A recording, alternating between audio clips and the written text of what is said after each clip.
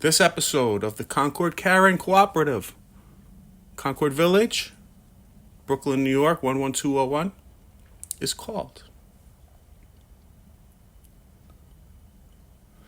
The Dog of a Rabid Bitch Named Julie Nadler Attacked a Minority's Puppy and Got Away with It because the Board of Directors protects degenerates. Now, we're going to give Boomers a little break here because she's Gen X. So this rant is going to mainly focus on Gen X, but it's still Boomers' fault because they raised them. A lot of Gen X is not doing all right. Let me tell you, about a third of them, Stockholm Syndrome, unresolved childhood trauma that they wear on their arm like a badge of honor. They say, look, our parents beat us. They didn't do any parenting. They didn't even know we were alive, really. We had commercials on the 10 o'clock news to remind you this. It's 10 p.m. Do you know where your children are?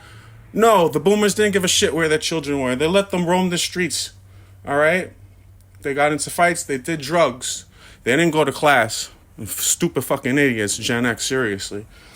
And their brains fully formed before the internet, which means they were indoctrinated, brainwashed into stupidity, into ignorance, into racism, into bigotry of all kind.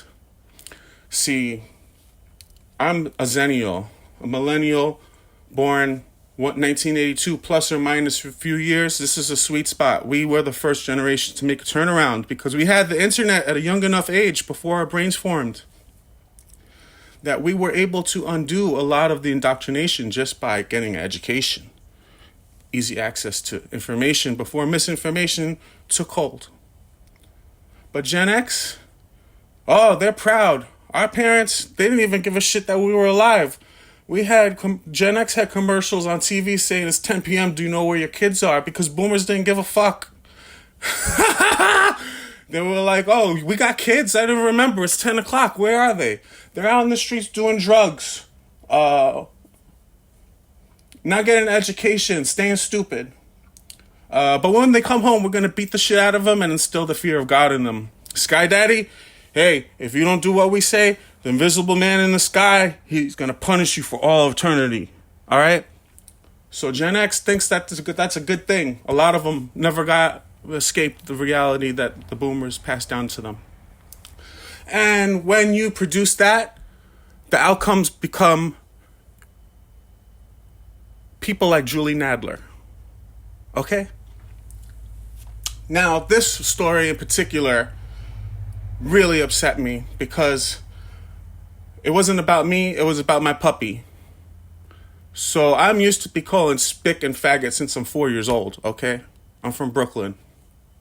White people have always been terrible. But supposedly white people care about animals. They love dogs. Oh, love rescuing dogs. This bitch rescued a dog she couldn't handle. She's not qualified to have and refused to get any training for.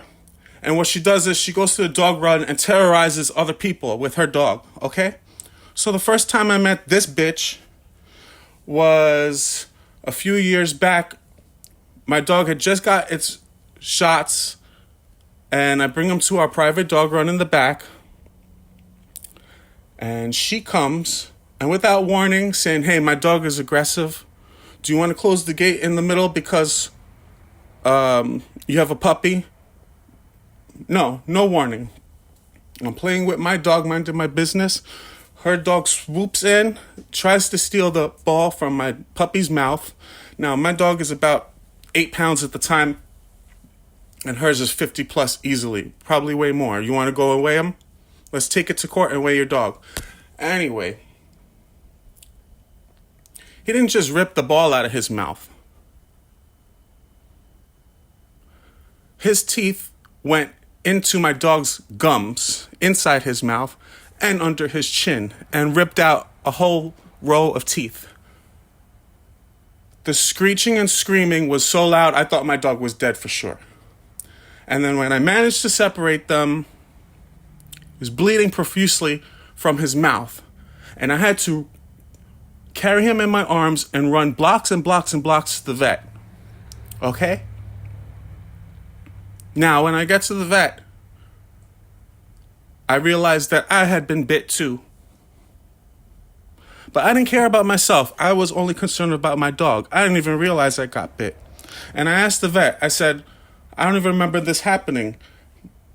Is it possible my own dog bit me? And she said, no, because your dog don't have any teeth left. All right? So her dog bit me. And if I had made a complaint like I should have, her dog would have been put down, rightfully so. And I should have. But I'm a nice person. And I let it pass because initially she apologized and she paid the vet bill. And that would have been that. Except for a week later, same dog run, same person. I'm facing away from her. She enters from behind with no warning. The gate divider in the middle, open. Her dog runs towards mine again. I have to run, catch my dog, and separate him before he gets closer. And I ask her, what the fuck is wrong with you? What is wrong with you?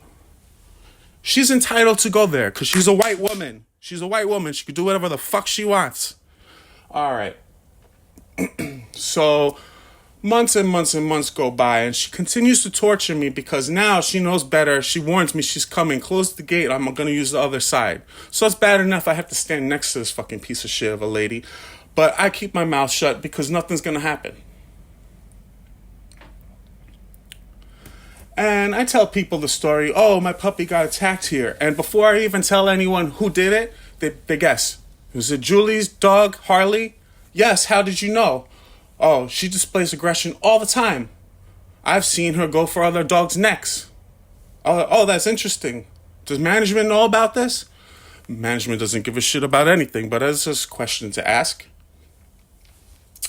The last straw was... It's 6 o'clock in the morning in the winter. It's still dark outside. And she shows up right behind me.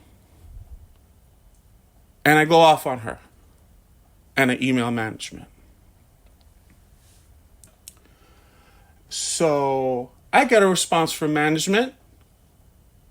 From Seth Schlusberg. Schlusberg. And he says... We're sorry that you're having issues. Management is hesitant to get involved in disputes between shareholders unless there is clear evidence of rule breaking or inappropriate behavior. At the moment, such evidence doesn't exist. However, you indicated that you wanted your comments on file, and they are. I said, the clear evidence was the vet bill, admission of guilt in text screenshots, and a photo of a bite wound. If you don't want to enforce the dog rules, then take the rule sign down. It says no aggressive dogs allowed. But don't tell me there's no evidence. I have lived here almost 16 years, and management and the board have failed me throughout the pandemic. Roselle Silverstein, another crazy bitch who is going to get her own episode, was covered in feces, screaming at me for over a year, chasing me out of the elevator, the lobby, and the common grounds. A dog mauled mine, and a white supremacist who throws objects out her window at Black Lives Matter protesters, makes homophobic and racist remarks, told me to go back to my country. These are the people you choose to defend and protect. You have made it untenable to live here. The least you can do is fast track the sale of my apartment through your bureaucratic process, which seems to have protected no one from the psychopaths you let live here. We pay too much money here for the illusion of security and safety. No response. I had to move. And they delayed that process as long as possible.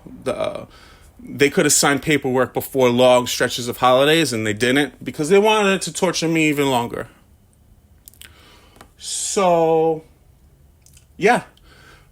After that, another neighbor told me she had a conversation with Julie Nadler, and she was bragging. She said she knew nothing was going to happen to her because she's been living here 25 years and she got friends in high places.